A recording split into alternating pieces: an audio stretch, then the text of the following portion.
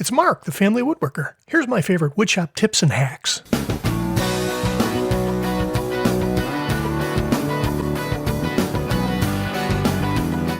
Number 10. Well, let's kick this list off with a little controversy. About 30 years ago, an old neighbor of mine told me about using furniture spray wax to help protect cast iron tool surfaces. Now, I had an old table saw in my garage, subject to temperature changes and tons of humidity, but common spray wax did a great job protecting the surface. I don't believe it. It's not possible. It isn't a deep cleaner. You can use WD-40 and 400 grit sandpaper for that, but I don't see the need for punishing your elbows with paste wax or paying for any other expensive product either. The spray wax does a really nice job lifting loose dirt and light oils, and it leaves a thin wax protective layer behind as you rub it in. Hey, it smells lemony fresh too. Number 9. How about chopsticks for gluing in wooden dowels? Most of the time when trying to reach into a drilled hole with a paintbrush, the handle is either too wide or the brush gets ruined trying to jam it down to the bottom of the hole. I like to save my chopsticks from an occasional carry-out dinner to solve this problem. They're thin enough to get to the bottom of any size dowel hole and surprisingly will hold a really nice glob of glue for coating the inside of the hole. They're rigid enough to rotate around the inside of the hole, and they're easy to wipe off and reuse. If you have to ultimately throw them away, they're biodegradable too. Number 8. How about a mini diamond honing tool for Forstner bits? With heavy use on hardwoods, your Forstner bits just simply get dull over time. These small handheld diamond honing tools do a really fantastic job honing the flat cutting edges of any Forstner bit, cleaning up both sides of the edge for a clean cut the next time around. These handheld tools aren't going to fix chips or dents in your edge, but it will help keep undamaged edges sharp.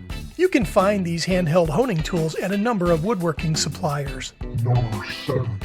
LED shop lighting.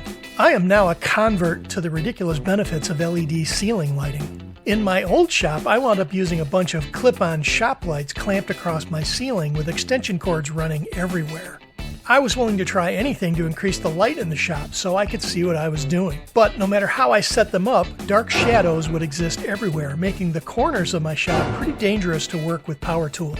If you can't really see your work surface, that's a safety issue. Now, with these 10-foot light bars set up on different angles across my ceiling, there isn't really a dark spot anywhere in the shop. The LED lights can plug into ceiling light fixtures with an adapter, and they use very little power. I give huge thumbs up on this particular fix. Have you seen the light? Yes! Number 6. Dowel Drilling Jig. I've had a couple of projects where I needed to drill into the end of a dowel and keep it perfectly centered.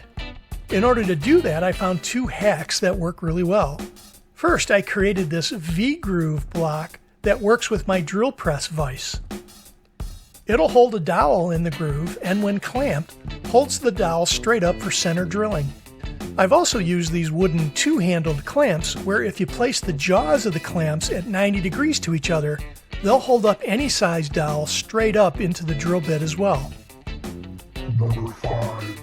Aluminum foil balls? Say what? What are you guys doing? Putting on the foil every game. Yeah, you want some? What if you want to paint or stain a flat board but need to cover the edges without them touching the work surface? Well, if you happen to have these bench cookies or these pointy pyramid thingies, great. But if you need to paint 20 kitchen cabinet doors all at the same time, what do you do then? Enter aluminum foil to the rescue. Make some 2-inch balls out of square sheets and you'll be surprised how much weight these foil balls can actually hold. Really great for keeping material up off the work surface to get to the edges of cabinet doors or tabletops. Just as easy to throw them into your tool bag and reuse, or they make great projectiles in the shop too. Sorry, Bob. Number 4. Whiteboard for mica. This was an accidental discovery while trying to decide on how to cover my work tables and benches in the shop. I found this Formica at Home Depot and it was shipped directly to my home. For about $70 for a 4x8 sheet, one sheet did a great job covering my center work table and left me enough for a small whiteboard on my back wall. It's great for making notes, shopping lists, or early design ideas. Mapped out in 1-inch squares, it's easy to draw on and then wipe off.